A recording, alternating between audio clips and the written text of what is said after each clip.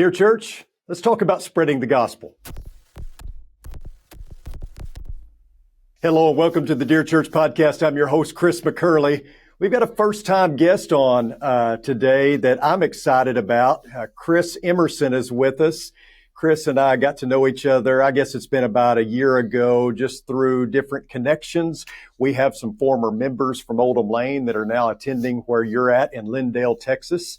You know, Chris, last week I was traveling back to Abilene from Montgomery, Alabama, and I got as far as Lindale and crashed and spent the night there. I thought about you. It was like 10 o'clock, so I didn't figure you wanted to take me in that late at night. So I just got a hotel, but I know you would have been willing.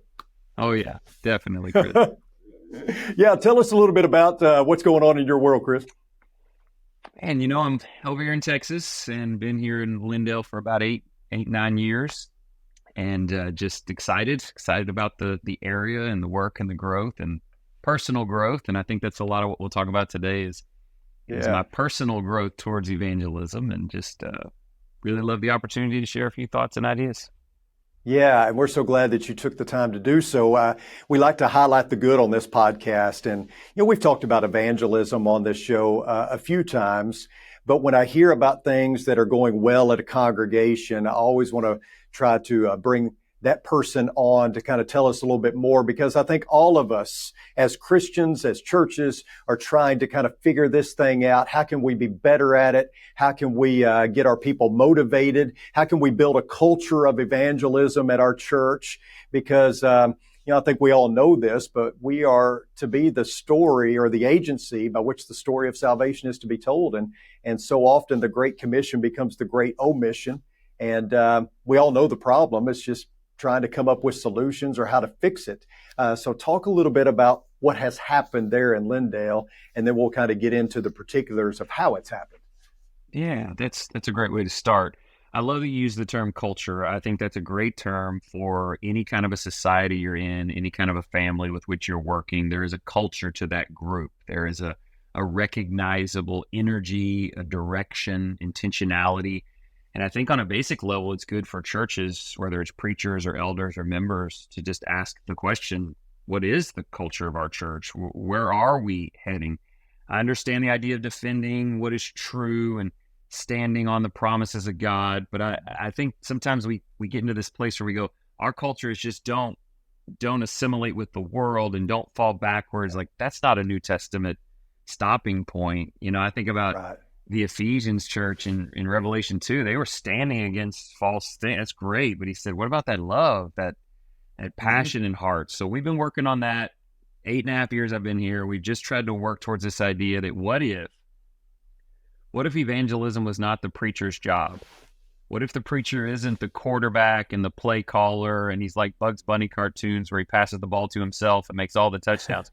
What if he's more of a cheerleader, occasionally kicks field goals, but gets the entire team assimilated? And what if at your local church it was just sort of known that everyone here invites people to church, everyone here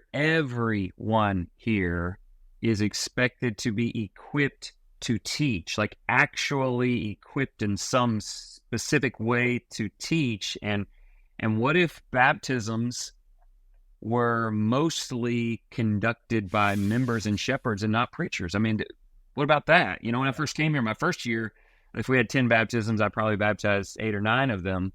In the last 20 months, we've had, 50, 60, because there's some outside stuff we've been doing with some things. But anyway, I baptized maybe 5. And I'm super proud of the lowering of me, the local preacher, as the centerpiece, and seeing everybody get involved, which ties their hearts to the converts, ties their hearts to the follow-up studies. And so that, I mean, if anybody's listening, they're excited about that. It's difficult, and I'm not telling you I'm here to give you the perfect plan, but it is possible, and it's really encouraging. Yeah, it is. And I like what you're saying there, because, you know, I think for so long, churches have looked to the preacher to be kind of the head of evangelism department in their congregation and really be the one who conducts the Bible studies. And we've all heard those stories, right? Where, the congregation, doesn't involve themselves in evangelism because that's what we pay the preacher to do, right? I think we all know that that's a flawed way of looking at things, but it tends to be our default. So I love what you're saying about, hey, I'm here to set a climate or build a culture, but then kind of step out of the way and let it kind of run itself and step back in when I need to. I know you're not absolving yourself from any of this. You're just trying to get more and more people involved so that they feel ownership in it. Is that right? Yeah, absolutely. And preachers, they're probably amen in that. They're probably thinking, boy, Chris is right that the other better Chris is right that, we're running a little low on preachers as it is kind of generally. And if churches are going to thrive, then we have to have it kind of growing. But I've been a preacher for half my life, 22 years. And so I tend to pick on preachers because I is one. And part of what has happened, in my opinion, from my own life is we end up contributing a little bit more to the problem than the solution. For instance, let's say I'm at a church and I'm doing most of the studies, most of the conversions, and I know it shouldn't be that way. So twice a year, I preach a sermon on evangelism. And what do I do in that sermon? I go through all these great passages. Matthew 5, be a light. Matthew 10, confess. Jesus to others. Matthew 28, go out into all the world. Acts 8, 1 Thessalonians. And I end up getting up there telling a group of people, you guys need to be doing this. And then in the sermon. And it just makes everybody feel terrible. They all sit out there and go, he's right. I'm supposed to be doing that, but I don't know how. I don't know what it looks or feels like. And so twice a year, you get a sermon on evangelism where the preacher laments that others should be doing it. And it just makes it discourages us. And then we end up having to do supplementation where we say, okay, I'm not going to be an evangelist, so I'll just go to church a lot. See if that makes up for it. So I think as preachers, if we really want an evangelistic culture, we need to be teaching people not just to share the good news. We need to be creating a climate for how they do that. Let me give you a quick story. Sure. About 8 years ago or so, I was asked to do an evangelism seminar with a group of guys. There were about 50 guys on a Saturday. Elders, preachers, deacons, great Christians. And I said, hey guys, I just have a simple question. My question is, if a Bible study opportunity fell into the lap of one of the members at your church today, how have you trained them to do that? What have you gone through? Just some member at work, there's this person who wants to know more about Jesus. Tell me how you have trained them. And then I got really quiet. I mean, there wasn't much comment. I said, okay, I'll back up. Like, what do you have ready to go for you? If you have a study fall in your lap, like, what do you have a booklet you want to go through? Do you have something you're trained in? And we got a few answers to that, some different things. But when it came back to the main question, I think what we've done is we've said Christians go out and spread the word, but equipping them how to do it has not been as good. So at the Lindo Church, we have a 4-lesson book we use, the Gospel Message book. Chris, it's not complicated. Yeah. You would go, oh, yeah, okay. But it's put in a form where we can, once every 3 years, do a whole quarter on evangelism in our adult class in the auditorium. But it's not, go do this good. It's, let's take 3 weeks and let's get every adult to go through this book. Put your name on this book. You walk through this book. Keep this book in your car. Hand out extra copy, like equipping them, whether it's a film strip or a big picture presentation or whatever. I think that's where preachers can take this good message we have and give it some more opportunity. Yeah, I think that's a great point, because we can lament the fact that maybe it's not happening as it should in our congregation, or that the preacher is always the one solely responsible. But what are we doing to help folks? Because I don't know about your experience, but my experience has been in the churches I've been in is that it's not that they don't necessarily want to do evangelism. It's they feel ill-equipped to do so. And it's like, okay, well, I understand the problem. You don't have to hammer me with the problem. I need solutions. Put something in my hands that I can use to go out, because I don't feel like I'm adequately equipped to do this, right? Yeah, exactly. If we could boil all this down to one question, it's your church, whoever's listening, where you are. If one of your newer members, longtime members, if they had a Bible study, how are they equipped to handle it? Just if I walked into your foyer, it would be great for you to say, Chris, see over there on the wall right there? There are a couple of evangelism tools right there. And they're not just sitting over there on a rack. Like all of our members have been through those. I get asked a lot, do you do this training on Tuesday nights with a small contingency of the church there? No. Do you do it in a back class? No. Auditorium class, everybody's in it, whole quarter. These are the 3 tools we want to make familiar here. And I'd love for you to go, Chris, see that? Practically all of our members have been through that. And now they can grab one, hand it to someone, and ask that fateful question, will you study the Bible with me? And hope for a yes, because they don't have to panic on what to do for lesson 1 or where to start. So it doesn't have to be the gospel message. I'll send that to you. You can take a look at it. But I think it has to be something, and everybody needs to consider that. Yeah, so let's go there for a second. So you have this training. Talk about what you're putting in the hands of your people in order to practically go out and share the gospel. Yeah, I would call it a two-prong approach, a twofold process. And this came from me, by the way. I spent a few years working with the Dowling Road Church of Christ in Beaumont, Texas, where I really learned some things that were so great. I went to that church initially because I'd heard that they were baptizing about 30 people a year, year after year after year. And my thing was like, teach me. I've been preaching 15 years, and I was thinking, and a couple of things we noticed. First of all, if you walk around their foyer, you will see stacks of little church cards with rubber bands, stacks of 5 everywhere. And one of the first things that they really pushed was every member of this church can invite 5 people a month to come to church with us. It's not a pipe dream. It's not I sure hope 10% of the people do that. No, everybody can do it. So when I first got to Lindale, piece 1 was, let's create a culture at this church where we invite people to come. We want people to come. We're not a country club. We're a hospital. We're interested in relationships. In some towns, you really need to change the way people see your church a little bit as a place where they can't go. We want you to come. So we worked that for probably 2 years. Just every Wednesday night, I'd say, let's pick up more stacks. The first of the month is coming. Invite 5 people. So we created this thinking among the members that, hey, we're inviting people. We want people to come. Now, what do we do with them when they come? And then you can go through things like being kind. But then we went through this 4-lesson gospel message book and said, hey, when they come, just hand them that book. They came, the card got them to come. Now they're there, go, hey, check out this. Would you check this out? Members always write their name and number on it, not Chris's. Their name and cell number on the card, their name and cell number on the cover of the books. It called me. And it was slow, but it started to empower the members to think, we can do this. The truth is, Chris, I know you're a preacher. I love preachers. I love preaching. But the bus principle is always in play with preachers, Chris. The bus principle. 1, you get on a bus and you're gone, and the church has got to see what it is without you. 2, they put you on a bus and they throw a party while you head out of town.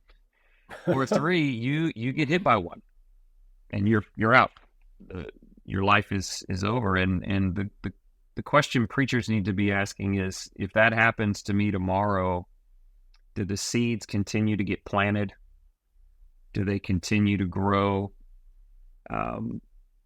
How will this church flourish if they can't find another McCurley to come in 3 months later and kind of hold things up? I use the glass imagery, like a preacher comes in, tries to lift the glass, but you can't hold the glass up your whole life. You've got to be able to slowly sort of pull your hand away, and there's still Bible studies going on. But for me, it's about personal. Like, if we have a story here where a lady invited a girl from Dairy Queen to come to church, gave her a card.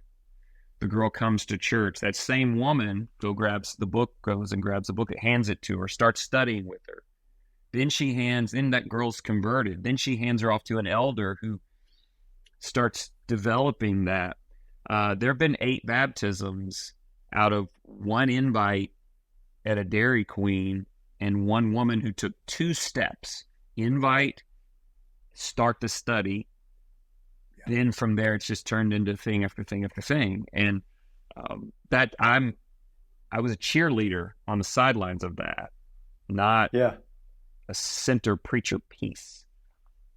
Yeah, if I hear you right, it sounds like kind of the approach to mission work in that the goal should be to make it indigenous. So you're not going to be there for forever. You're coming in, you're trying to establish the culture in this country, and then eventually remove yourself, and they just take it and run with it. That's kind of what you're saying, isn't it?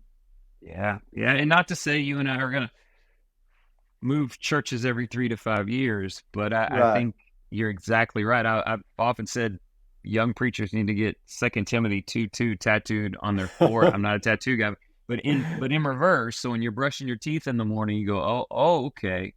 My job is to teach people so that they can teach other people. Oh, okay. I'm actually an equipper, kind of Bible stuff, like the stuff Paul told Timothy about.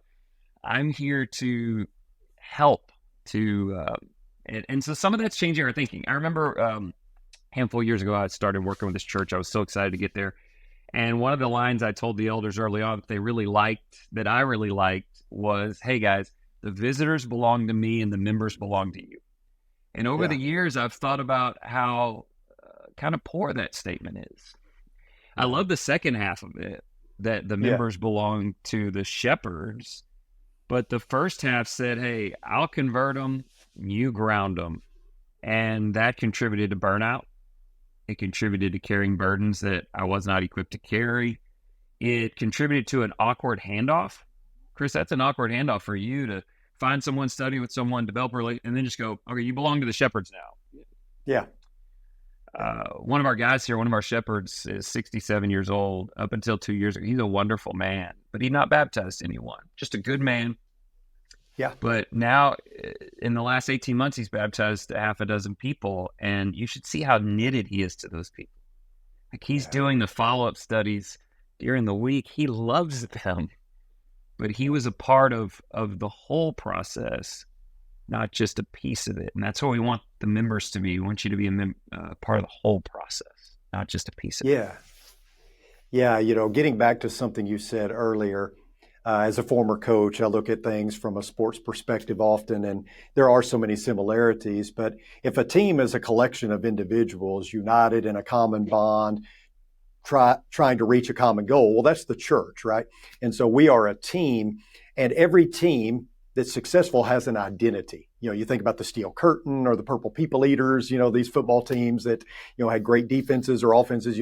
I think the Rams were the greatest show on turf at one time. So you've got this identity that surrounds your team. And unfortunately, I've talked about this in our Bible class recently. Unfortunately, the church has often been known as, oh, y'all are the ones that don't use instruments, or y'all are the ones that kind of, you stay kind of closed off, and, whatever the identity is, it seems like that we are often known for what we're standing against rather than what we're for. And I tell our people all the time, I want to be known for what we're for.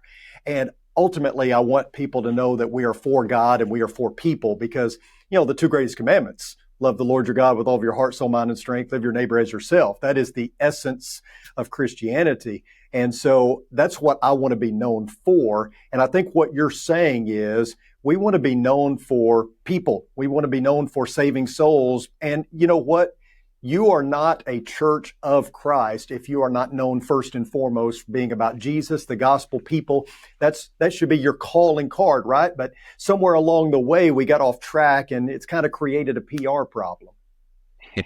PR problem. When you think about culture, here's where you have to fight on culture. My question to anybody listening is, what is the culture of your church? And the problem is you don't really get to answer that, because there's going to be bias on that. If I went to Lindale to one of our people who love being there more than anything in the world, and I said, what's the culture? They go, oh, it's all this great stuff. And then if you went and found that one sometime cantankerous person and said, what's the culture? They'd be like, the foundation looks nothing like when Solomon first did it, But the interesting Wait a minute, thing y'all don't have cantankerous people, though. No. Thank you for letting me correct that. Yeah. Yeah, I'm yeah. a, you know what? I get cantankerous. It's not about that, but Exactly. you know what culture, think of it more in terms of how others would view and define you. And I love the way you said that about PR. If it was just somebody that you're a teacher and somebody at your school and fellow teachers know you go to the Lindale Church of Christ and you said, hey, I go to the Lindale Church of Christ, what are they going to think when you say that? Right. We have to own a little bit of that. It's easy to try to own none of that. Go, oh, that's all their misconception. And we've got to go back and say, but have we been the first century church? Have we been open about the fact that it's our faith in Jesus that saves us?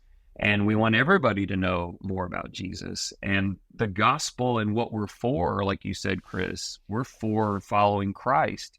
Or are we only known for more of the country club dress code, Yeah. proper, fitting?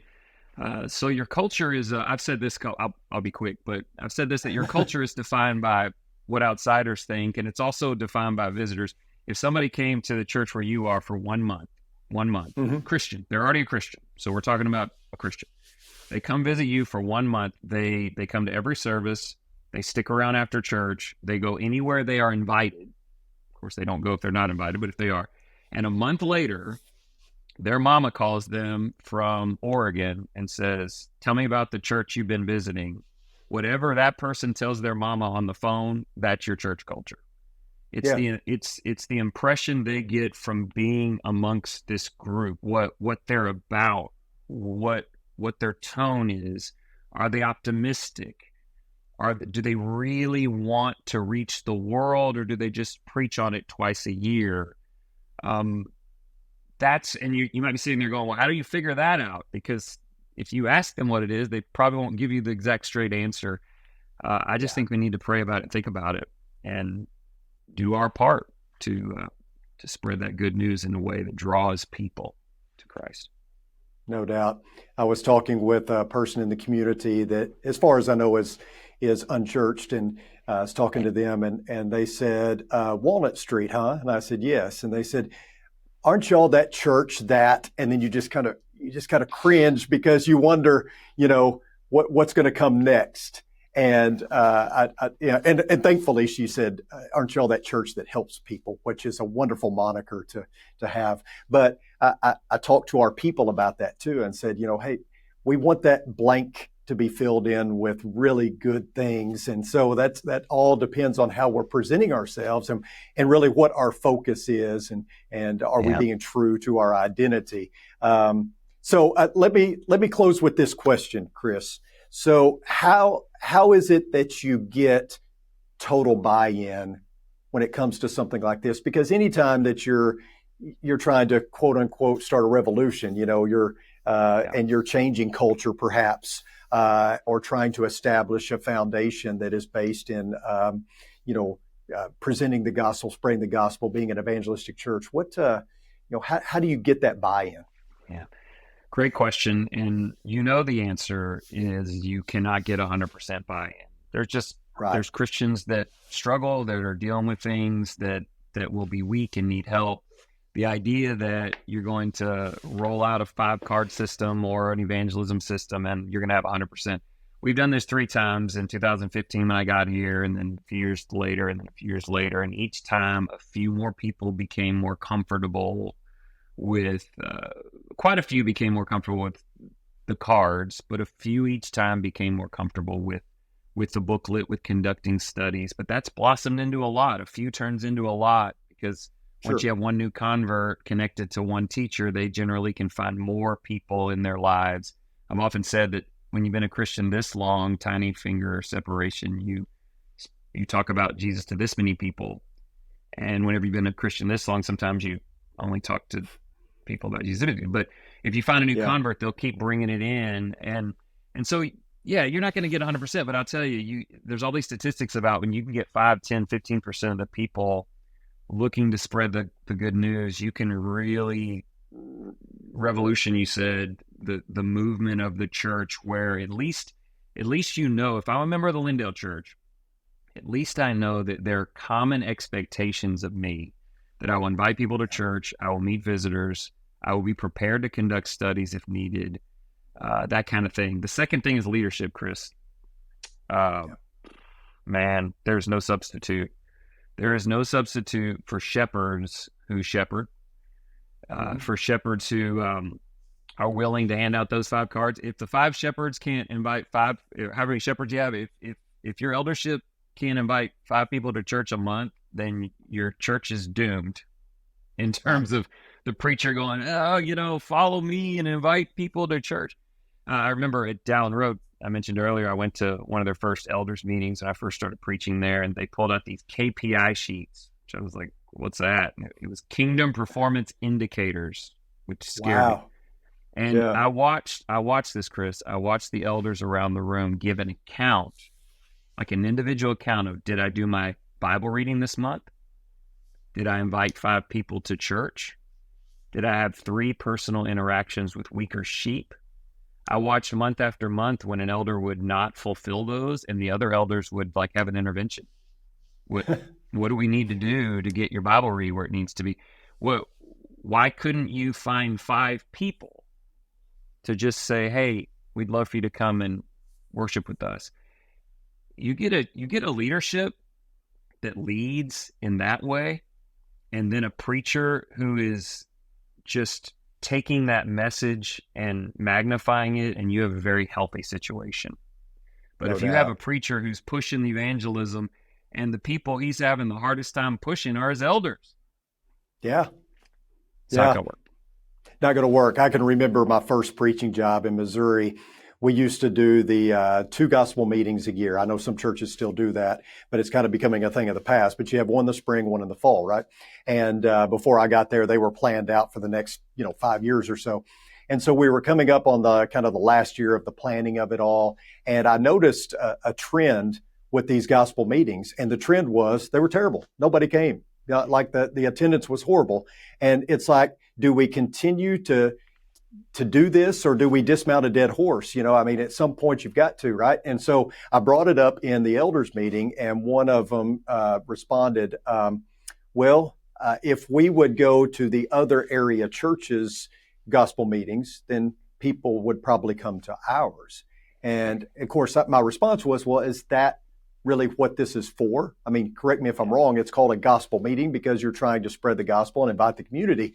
And everything kind of became silent for a little bit. And one of our wise old elders, who's no longer with us, spoke up and said, how many of you invited somebody to this last gospel meeting? And, it was the typical head dropped. Yeah. Nobody wanted to look him in the eye. And he said, I'll go first. He said, I didn't invite anybody. And he said, my opinion is we don't need to have another gospel meeting until we determine what we're going to do to get people here. And long story short, we took that $1,500 that we were using for each gospel meeting and put it towards evangelism efforts in our community. And I just thought that was, I use that story quite a bit to say at some point you got to pivot, and pivoting makes you sometimes come to the realization, you know what, I've got to be honest here. I'm not doing what I should be doing. And therefore it's never going to be what it needs to be. Oh man, I'm going to use some of that. That's really great.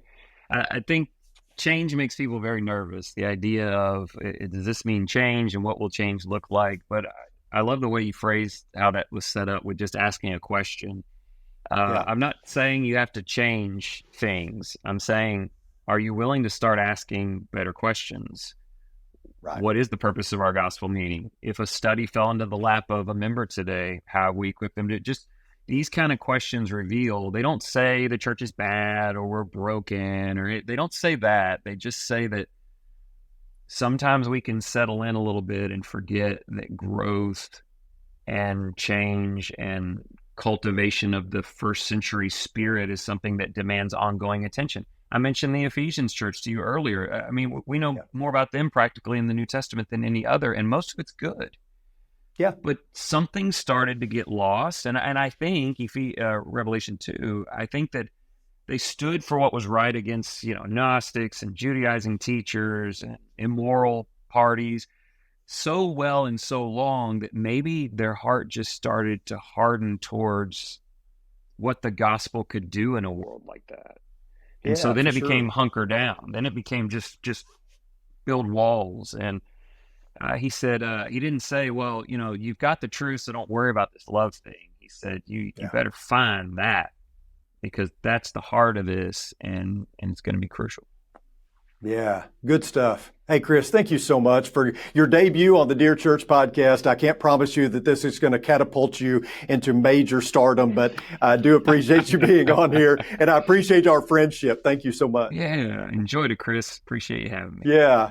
I want to tell our listeners and viewers that if you have a question about today's episode, you can email me at chris.mccurley@rippleoflight.com. And of course, if you have a specific question for Chris, I can see, Chris, a lot of people wanting to maybe pick your brain about some of this. If you do have a question about that, feel free to email me. I'll forward it along to Chris, and I'm sure he'll be more than willing to answer any question that you might have. And Chris, tell us a little bit about, Lindale. If people are passing through, they need a place to go to church, the website, all that, anything you want to highlight. Yeah. Thank you. Again, this is really great. So Lindale, we're on I-20. We're sort of between Dallas and Shreveport. If you're ever in East Texas, you can easily go to LindaleChurchofChrist.com. You can find out some information there. Would love to meet you in person. Also, kind of a podcaster myself. Been doing it for a few years. Have a podcast called Excel Still More, that just little 20-minute Monday motivators. That's been really fun. And that's the way I've kind of met Chris. Is just really cool connections through us trying to use this medium to just encourage people, and so if you get a chance to check that out, I'd appreciate that too. Yeah, and I want to say that I was speaking with somebody the other day that we had a mutual friend, and actually it was, I think, their daughter that attends the church where you're at there in Lindale. And forgive me, I'll think about it in a minute who the person was, but we were talking about that, and they said they went to visit, and they no more got down the road, and you called them and gave them your cell phone, of course, because you called them on your cell phone, and just said, if you have any questions, you need anything, let me know. I mean, that's big. That's huge. Yeah. And I can see now why things are going so well at Lindale and why people love you there, Chris. Thanks a lot. They're good people. It's good to see those connections. Yeah. Thanks for tuning in, Chris, for all of our visitors and listeners. And thank Chris for being here. Until next time, may the Lord bless you and keep you. Sincerely, Chris.